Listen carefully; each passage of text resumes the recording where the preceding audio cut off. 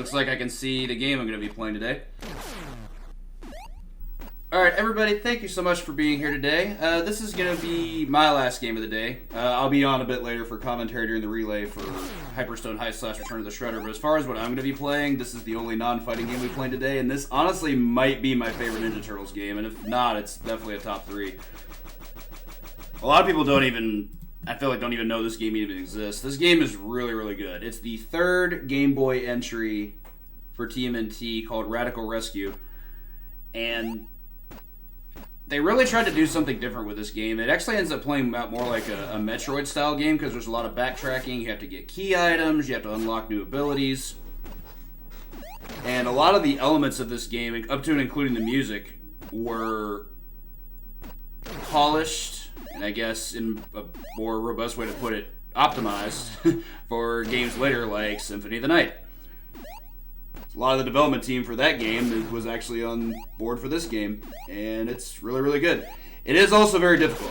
It is a casually and exceedingly difficult game. But today we're going to try and beat it in under 35 minutes. There's 2 categories for this game. 100% means we'll be collecting everything, and it actually is the easier category. If for those that have ever watched or performed speedruns of Mega Man X, that know about the difference there between any percent and 100%, it's the same thing here. Any percent is a category and it is faster, but it's much, much harder because you're fighting the final boss wave with less max health. And let's just say I'm not used to that yet. Plus, I like to showing off everything this game has to offer because it's really, really cool. So let's go ahead and head back to our menu, and we'll get started at 3, 2, 1, go. So to start off, we only have access to 1 turtle, that being Michelangelo, which I'm actually fine with because Michelangelo is the best character in this game. He's super, super good. His unique ability is his ability to hover using his nunchucks, which basically turns him into, I guess, an amalgamation of Dixie Kong. Very powerful for a game like this. It lets this controller jump, it lets this controller movement. We can do a lot with this, and we're going to be doing a lot with this, including walking around this blood-red cave. Not too used to seeing caves in TMNT games, but this is where Shredder decided to, spoilers, set up his hideout for this game. Story is, the other turtles, April and Splinter, have all been kidnapped by Shredder, and we have to go get them all. Forgot why Mike was out, and the others were not. Probably something pizza related. I'm gonna go ahead and try and not take any damage here for the beginning part. There are some damage boosts you can do through here, but let's go ahead and move over this way. You also notice we have a pizza in our inventory. If we go down to 0 health and we have a pizza in our stock, it'll refill our health for us. Right now our health kind of sucks. We only have 6 max health, which is pretty low. Go out over here. Work our way back to these caverns, back to the lab we were just in. Those bombs do 2 damage. I'm not really eager to be getting hit by those right now. You can see jump kick is going to be the primary form of our offense. I did not mean to do that. Jump kick's really strong. It's the only offensive tool we can use that allows us to move forward while still actually moving and being able to generate a hitbox. Alright, on to our first boss. This is a boss that I believe was only featured as an action figure. I don't think he was ever actually in the animated series. It's a giant mutant cat by the name of Scratch, who you can tell was once a prisoner. Scratch has some pretty trolly patterns. It's also a good opportunity to talk about what sucks so much about the boss fights in this game overall, and it's a big reason why I think a lot of people haven't really tried to bother to finish the game. When you hit a boss, they get something like 3 seconds of iframes, which is just silly. Like, I don't think that should be in any game, much less a Metroid game. They should make quick work of them, though. By the end of it, you can kind of just tank it out and just make sure you get your hits in. But you have so much less health than he does, and he does so much more damage that you just don't really have a choice but to be patient. And it's going to be the biggest time drain of any given run of this game. Just gotta be patient with it. Let this guy walk down. Lasers do too. I'm not really looking to get hit by that either. That was unfortunate. I had bad timing on that climb. 1 damage is not a huge deal though. We'll work our way up. Also, now that we've beaten Scratch, we actually have access to a key, which is going to let us unlock our first turtle. First turtle to unlock, that is. Quite a bit of lag here if I don't end up killing some of these enemies, so bear with me. Let's skirt our way up here. It's actually a lot harder than it looks, being able to get up there in time to avoid getting hit by them. walk over this guy. Go over here. So here's our first rescue, as the name of the game implies. Wait out this flame jet. Go to this door where it tells us to use the key. And we rescue Leo. So Leo has essentially what can only be referred to as a key item ability. It's not particularly useful in combat, though it does have some use. Very, very marginal use. What he can do is he can drill holes through specific blocks. If you're able to actually drill through a block, that can give you iframes, as you see it did there. If you're just doing it just cause, like if I were doing it right here and an enemy approached me, then I would take a hit. Anyway, we're gonna keep Leo as we scurry our way through these lasers. Drill our way down here. And work our way back down past the boss room we were just taken away from. I did not want to take that hit. Enemy hitboxes in this game are pretty unfair. Those that care about this sort of thing. So we've been in this room before, but we did not come over here. I did not mean to stand up there. Because Leo can actually make our way down here now and get our key card. We needed to unlock some doors. Didn't want to land on that, but we'll be fine, I think. A little low here. So if you ever need even a little bit of a health refill, like if you just need like 3 health or so, you can kill 10 10-foot soldiers in a row, and you'll get a small pizza that way, which is worth 3 health. Good to know that if you're just playing this game for fun. Work our way up. I think we go this way. Make our way down. This is a fairly important room. We're actually going to be seeing this room quite a bit. It's a nice little hub. Went over here to get the pizza for safety. It's also where we're going to be using our first key card, which we have this door right over here. That's way open. And down we go. Also, the music in this game bangs. It's such a good soundtrack. Jump kick hitbox too good. Oh, I did not mean to do that. So we're going to switch back to Mike here, as you got this little thing to glide over. Mike just makes that much easier. And we're also going to need him upcoming here for some other stuff we're going to be doing. Head down here, down the ladder. We'll also apologize. This game does require a pretty good amount of focus, so I'm not looking at chat as much as I would normally like to. So if there are any questions, if I miss one, I apologize. This game is pretty unforgiving if you miss even one little thing. Snag this for safety. Head on up this way. Oh, I jumped way too early there. That was dumb.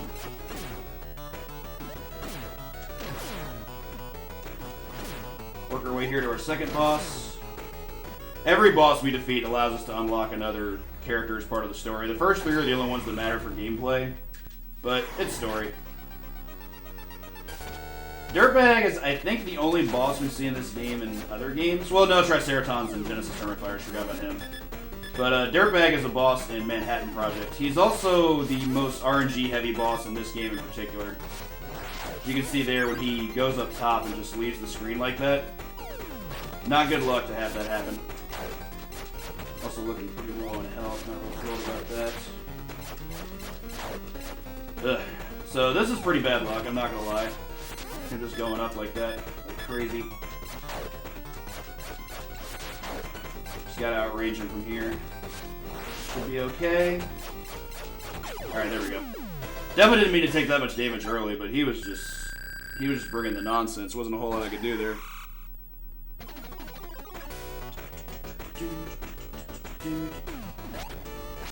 Okay. So, at this point, I wouldn't mind having a spare pizza, so I'm probably going to sidetrack a little bit to get one.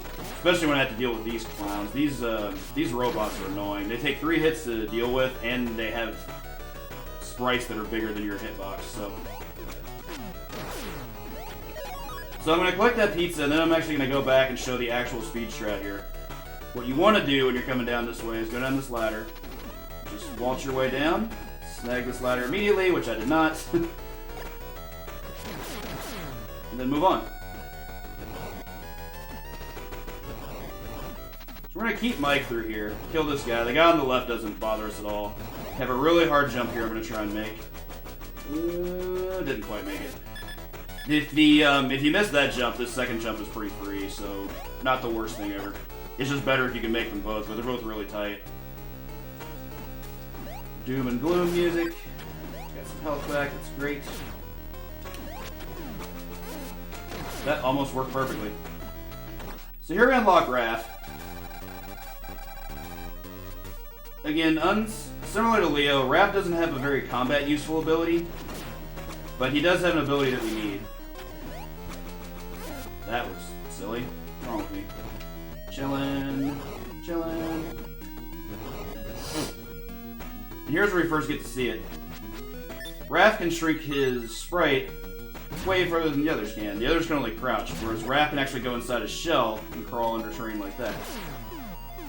We're working our way down here as him to get a key card. He's the only one that can get through all this to access it.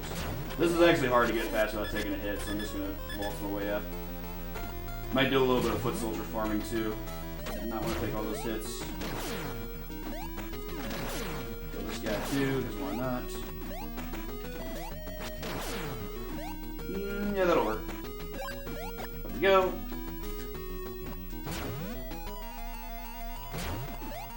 Work our way up and to the right.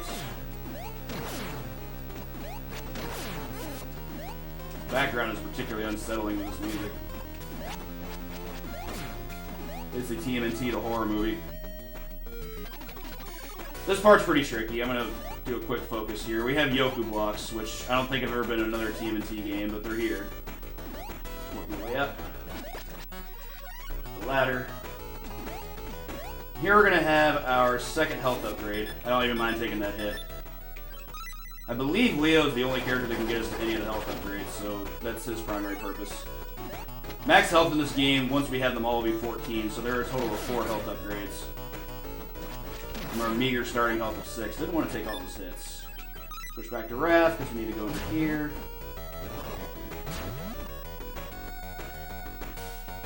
Put that guy up. Do a quick detour for a pizza over here, just to make sure we're at max health. We're on our way to our third boss, who can be a bit of a doozy. Work our way down here. Raph's actually useful here because he can actually work his way underneath these lasers, no problem. So I'll switch back to Mike.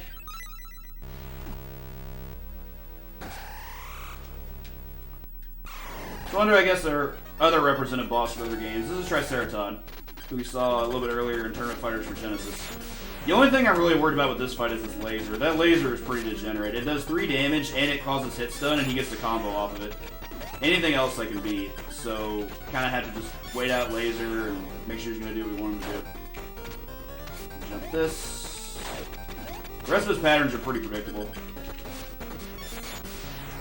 I want to take a quick time out to say this. For people that are fans of the original TMNT game on the NES, which I condone that, it's a very good video game, I really think should give this game a try. This is probably the closest thing that was released that's similar to that game, if people are looking for more gameplay like that.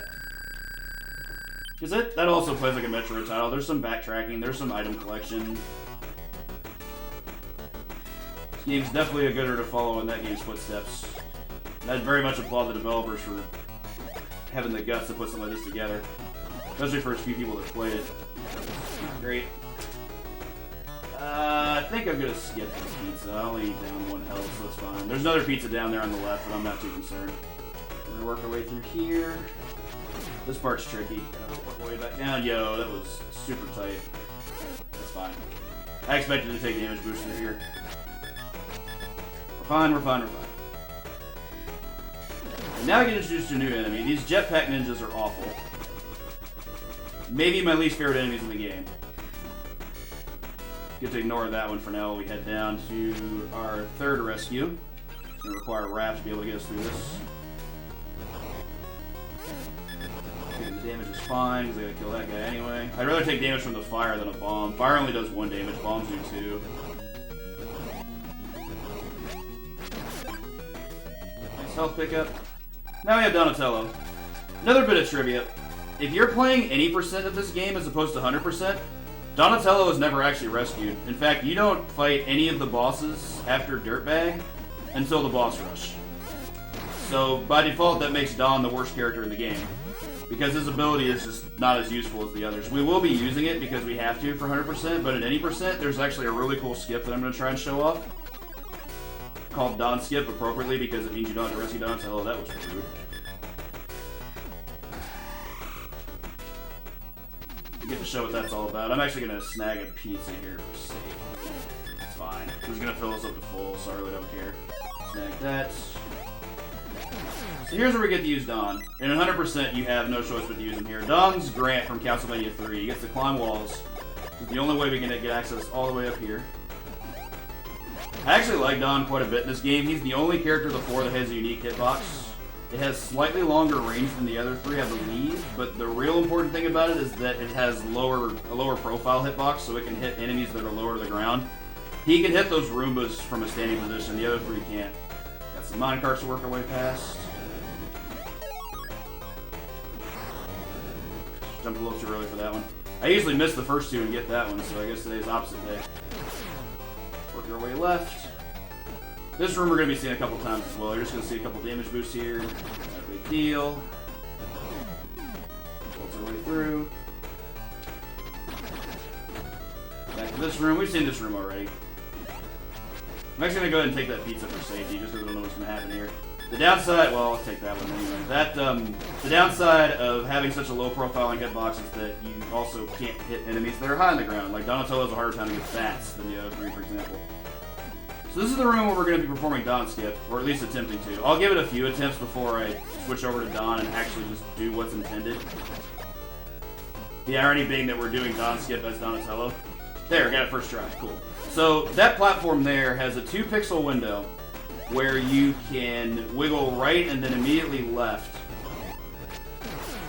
to basically put yourself on the platform without having to climb walls. For any percent, being able to do that is absolutely necessary. For 100%, you don't have to do it, but it does save time. So there's no reason not to go for it. Switch to Leo real quick. All the way down here.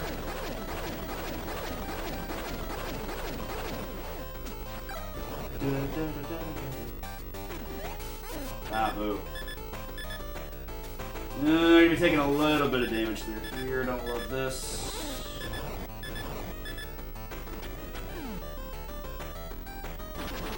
Alright, definitely going to get that whole pizza over there now. That's fine. This is just backtracking. We're just going to be working our way back to the room where we went down where all those landmines were. Don't ever get hit by landmines in this game. They do 4 damage, and that's not good. They will kill you very, very quickly. Now we're going to be using Don Skip, or attempting to use Don Skip with a character that's not Donatello. Exactly as the game intended. Cool, first try again. Good days. Back this way. Back this way.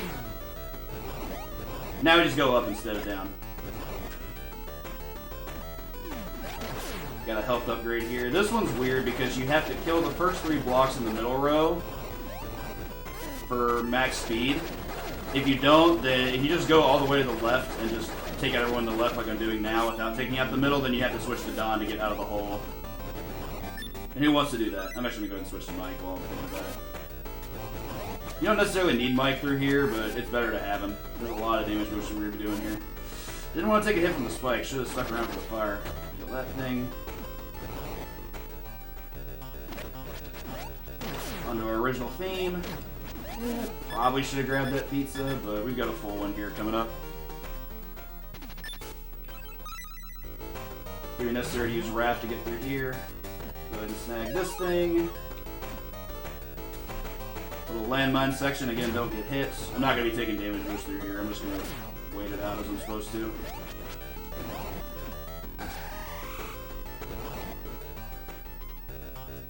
Another quick outside segment. I always like the Game Boy rendition of this theme. I think it's pretty neat. I think this exact same theme and rendition was used in TMNT on Game Boy as well. More jetpack duders. We'll just ignore them for now. That's fine. Walk through this guy, get the damage boost. Work our way down. This is one of the longer segments of the game, just because there's just so much to have to go through before we actually have to like do any real activity like fighting a boss, rescuing somebody, you know.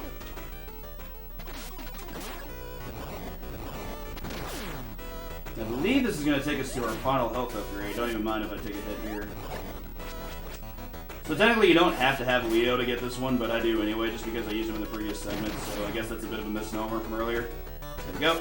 Our health is now at max. We cannot go below 14 max health for the rest of the game. Nice jump. Work our way out of here. Go through this door, only to go down this ladder. So, imported from Contra, we have bubbles. Bubbles are kind of obnoxious. Definitely not a fan. Definitely do not want to take that hit either. I was hoping iframes would carry me, but what can you do? Go down this way.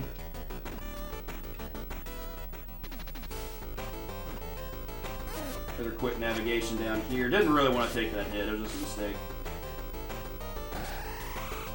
This room we're going to be seeing a bit of during this segment. There's 3 times we have to come back to it. Oh, I did not mean to jump that high. It's okay. There's an emergency pizza before the boss. And I'm not talking about this one either. This one's full.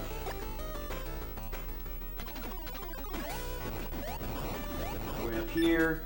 So this pizza is only accessible by Donatello, so we're going to go ahead and snag it.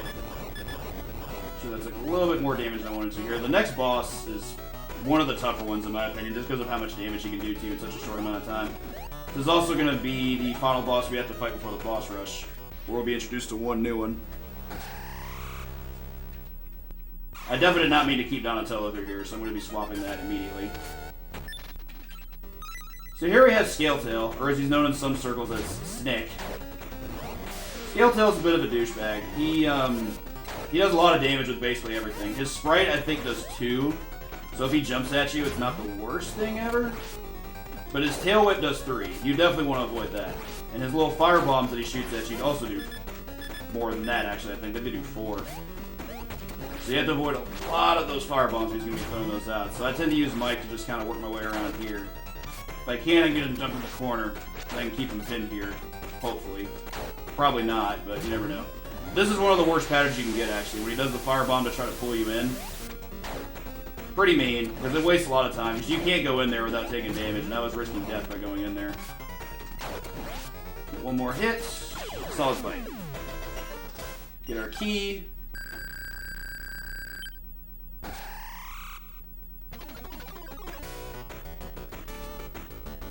Okay, so no bosses for a while. Working our way back down. I did not want to do that. It's the next room you're supposed to fall all the way down. Same pizza's still in this room, but I'm just not going to occupy myself with it. Head down this ladder. So we're back to this room. Quite the troll of a room, for sure. Back to the creepy vibes. Don's actually pretty solid through here. There's a lot of like staircase steps that foot soldiers can take to try to approach you, and Don just clears those out pretty easily. But we need Mike here because we have to try to land this jump. This jump's tricky. Alright, got it first try. Good times. Work our way up.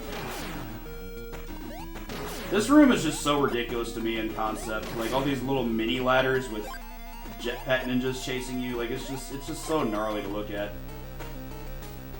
Here we have my favorite thing in the entire game. We rescue Splinter, who I actually think has a really cool looking avatar here. But the most important thing is that he tells us to focus our powers so we can prepare for battle. Remember, prepare for battle, very important. Swap back to Don, because we have to get out of here. Splinter has no effect on gameplay, it's just for story.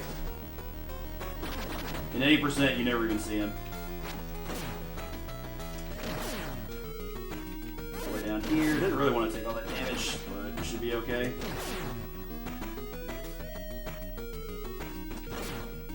We're essentially working our way down here just so we can get a key card. I'm going to farm some foot soldier health here for a little bit. Switch to Mike. We need him to get across here.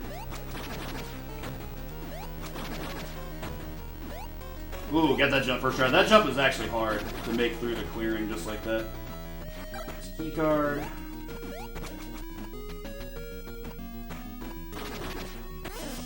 Fell there like I didn't mean to. Rude. I'm just gonna chill out on that guy. He's probably gonna do more damage to me than I can save. SpeedGaming Francois with the raid. Good days. No. I'll wait these out. I'd rather not take the damage at this point. This was always weird to me too. Like you go in this room just to tell you there's no one there, but you have to go through there to make your way back. There's literally no other way back out. So just kind of a silly little Easter egg, and there it went. Didn't want to take that hit either. Ooh, I did not mean to jump that high. That was rough. We're fine though. Everything's fine. Work our way back up.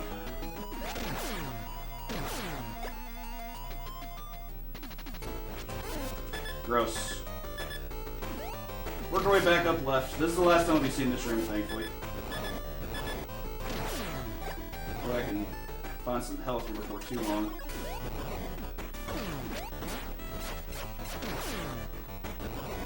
I think we should be okay, but this is a little bit scary. Okay, so I did get some health there. Sucks I missed that jump, but that jump's tough. If even possible. I'll take that hit from the flame jet, better than landing on the spike. Work away to the left. Stay in the lab for a little bit. Work away through these bubbles.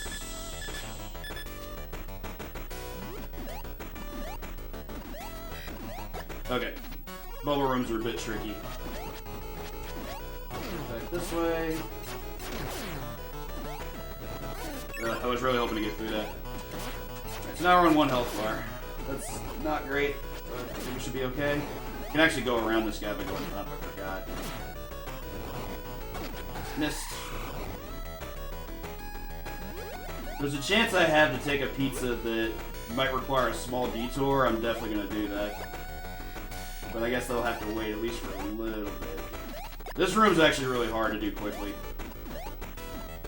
Everything's trying to kill you in here.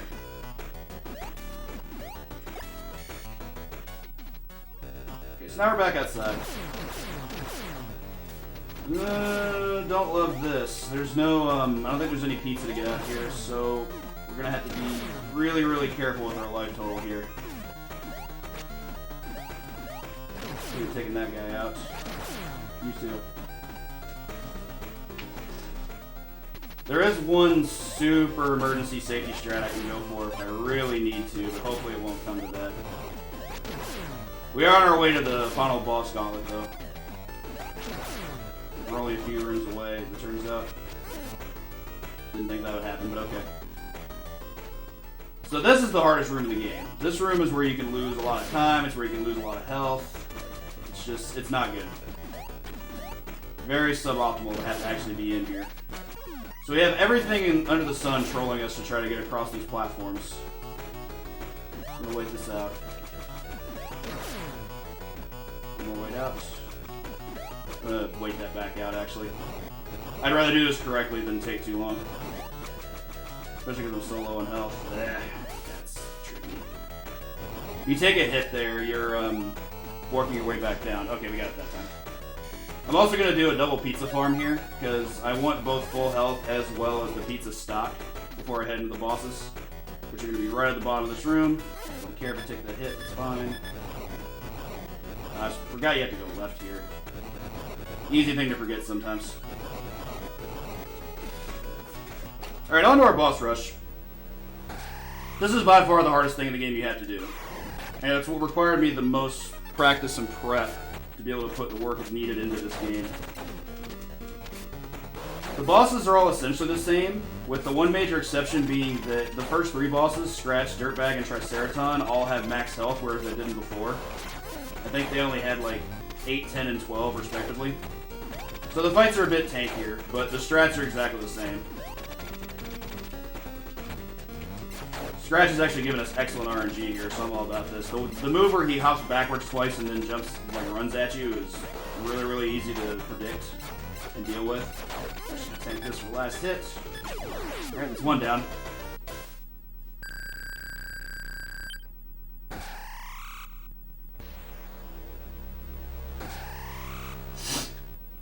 Third bag's gonna be essentially the same. I really hope I get better RNG from him this time, because last time was pretty inexcusable. That's a good start. I like that. That's not good. I like that. I'd rather do dash upper at me than just stand there. Couldn't tell what he was doing there because his back was against the wall. If he jumps twice, it means he's gonna do dash upper. If he jumps backwards, it means he's just gonna jump. So these are good patterns. Excellent, even. Oh wow, this actually just let me do what I want. This is great. Ah, okay. Good things can't last forever. That's fine. It's pretty low on health, so it should be pretty slim pickings from here. See if I can anti-air him to kill him. I love doing that. Quit jumping.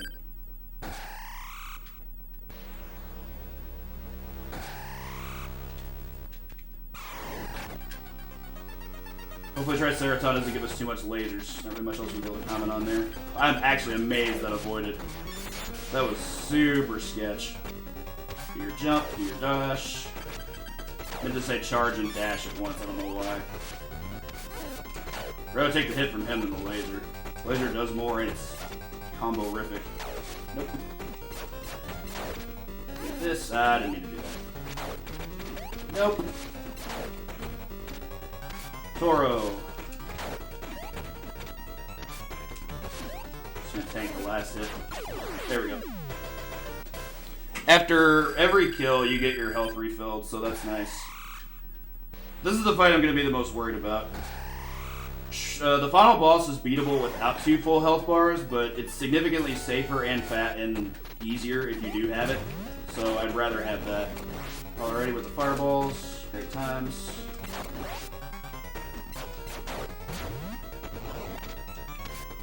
Over in the corner, that's good.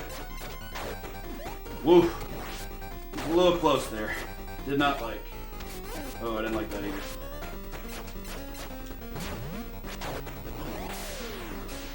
Generally, if he throws a fireball like that, you want to get as close as you can to him to try to bait out tail whip. That way he stops trying to inhale the fumes, I guess we'll call it. Call it whatever you want. Sucking, blowing, you know. I'm just going to tank the rest of this. Alright, cool. 2 health bars to our final boss.